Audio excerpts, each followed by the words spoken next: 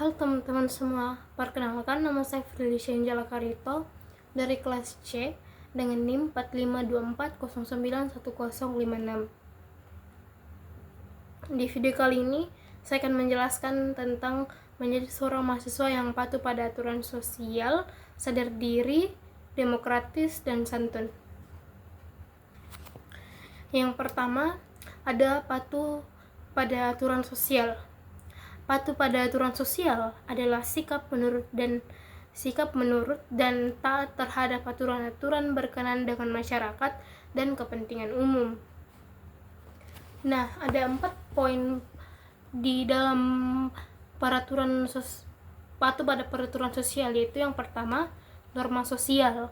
Norma sosial merupakan perilaku standar yang disetujui bersama oleh anggota suatu kelompok, dan kelompok itu diharapkan akan mematuhinya.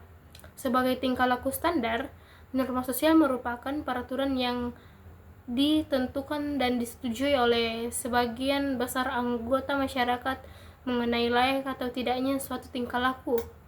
Pada umumnya, norma sosial merupakan satu garis panduan bagi anggota masyarakat ketika menghadapi keadaan tertentu. Penerimaan serta kepatuhan kepada norma sosial yang penting untuk mengadakan harmoni antar kelompok dalam masyarakat. Beberapa norma sosial yang diterima oleh kebanyakan masyarakat misalnya ialah larangan terhadap penumbuhan, pencurian, dan perampokan. Tanpa norma sosial kehidupan, manusia akan terganggu dan masyarakat menjadi kacau balau. Yang kedua, pentingnya kepatuhan sosial. Kepatuhan pada aturan masyarakat memang dapat dimengerti kepentingannya.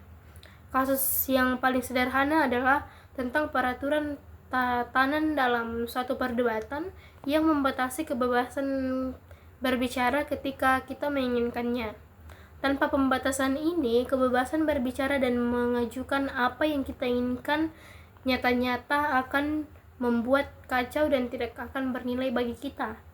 Dengan demikian, ketika peraturan-peraturan seperti itu dikemukakan, suatu keseimbangan akan muncul dan kebebasan yang dinilai sebagai kurang penting atau kurang bernilai harus berada di bawah kebebasan yang lain. Contoh lain adalah wajib militer untuk mempertahankan institusi-institusi yang bebas baik di dalam maupun di luar negeri. Menurut Rawls tahun 1999, kebebasan itu dapat dibatasi dan dikompromikan hanya ketika kebebasan itu bertentangan dengan kebebasan dasar lain. Misalnya, Rawls berpendapat bahwa kebebasan politik itu kurang bernilai bagi kebebasan berpikir, kebebasan nurani, dan kebebasan warga secara umum. Yang ketiga, ada pembatasan kebebasan dari masyarakat. Untuk ini, Rawls mengeluarkan argumen psikologis, yaitu tentang asosiasi dan kesalahan prinsip. Kesalahan asosiasi melibatkan partisipasi dalam aktivitas bersama dari mereka yang menganggap diri mereka sebagai kawan.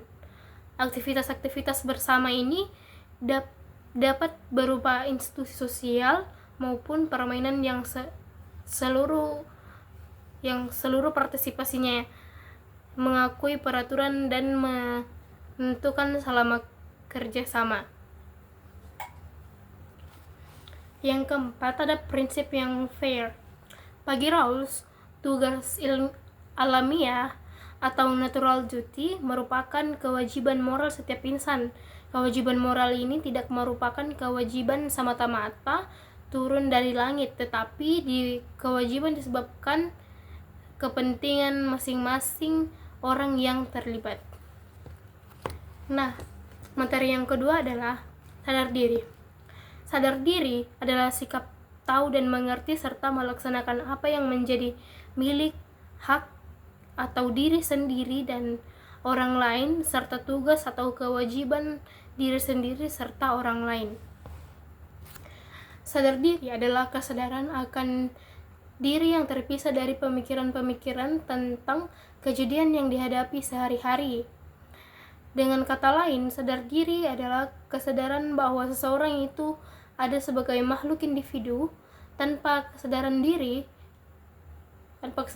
diri akan menerima dan mempercayai pemikiran yang ada tanpa menanyakan siapakah diri itu sendiri. Kesadaran diri memberikan pilihan atau opsi yang untuk memilih pemikiran yang dipikirkan daripada hanya memikirkan pemikiran yang dirangsang oleh berbagai peristiwa yang membawa pada lingkungan kejadian. Poin pertama, ada tidak sombong.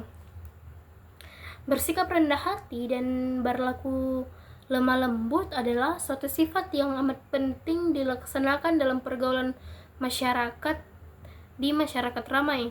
Dengan meratanya di masyarakat, maka tidak seorang pun akan berbuat sombong, congkak, dan merasa diri lebih tinggi dari yang lain, dan tidak pula ujub, yakni heran kepada kelebihan yang ada pada dirinya sendiri. Yang kedua, ada mengembangkan kepribadian. Sadar diri ada hubungannya dengan perkembangan kepribadian. Menurut Freud, perkembangan kepribadian adalah proses belajar menggunakan cara-cara baru dalam mereduksikan 4 macam berbagai sumber tegangan pokok, yaitu pertumbuhan fisiologis, frustasi, konflik, dan ancaman. Menurut Carl Jung, perkembangan psik atau kepribadian menyangkut perkembangan manusia yang kurang sempurna ke taraf yang lebih sempurna. Poin ketiga, ada kesatuan sosial.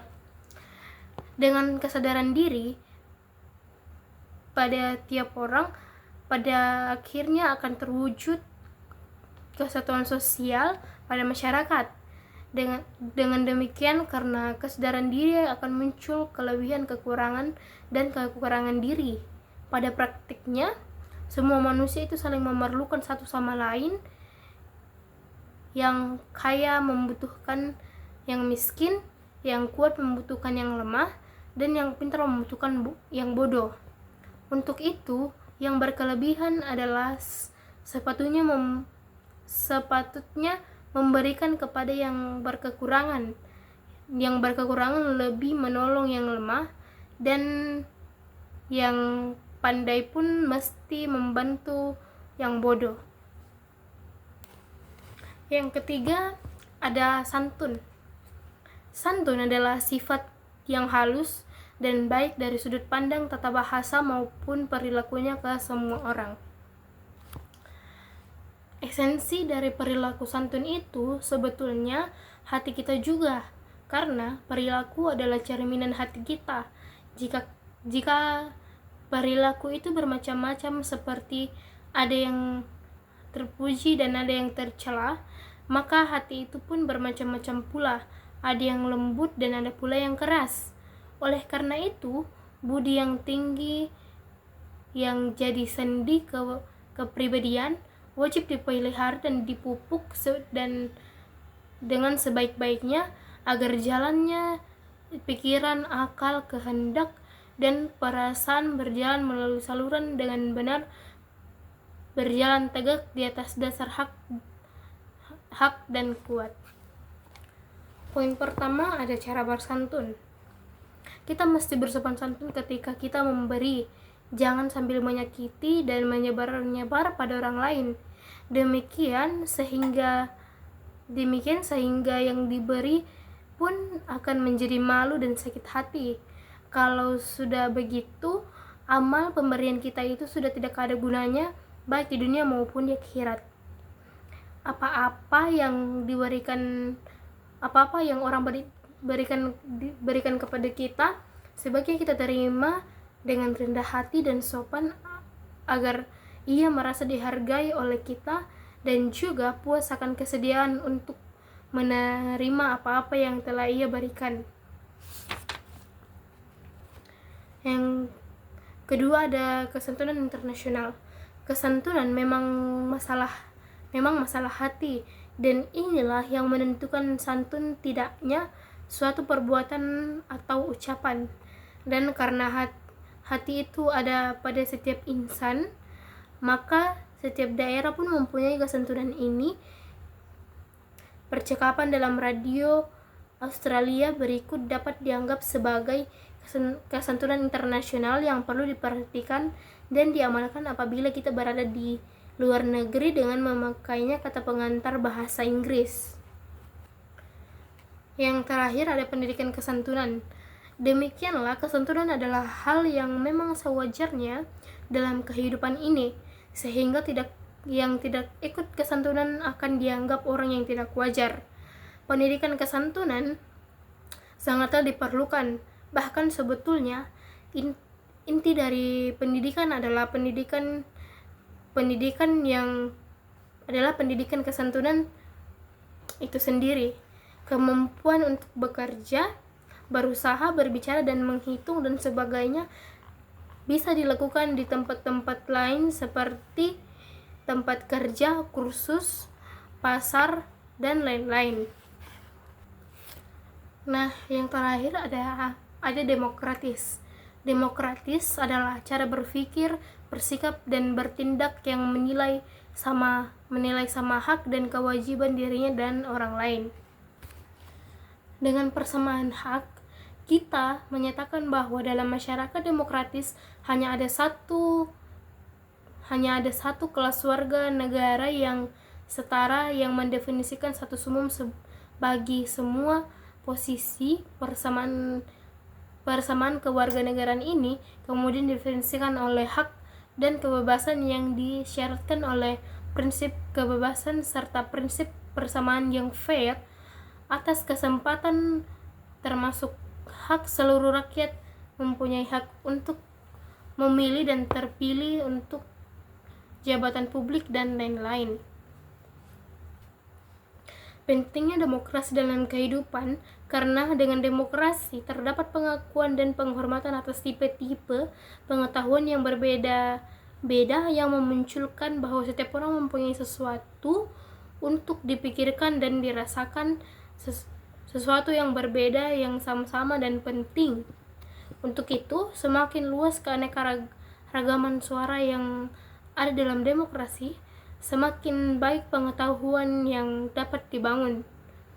Dalam artian ini, pembelajaran demokrasi diorientasikan dan kesetaraan pada atas perbedaan, yang menyatakan bahwa persamaan yang sejati itu adalah termasuk hak untuk hidup dengan cara yang berbeda. Alasan yang paling kuat dan politis untuk pendidikan demokratis adalah bahwa ia mengajarkan nilai-nilai pengalaman demokratis untuk kewarganegaraan.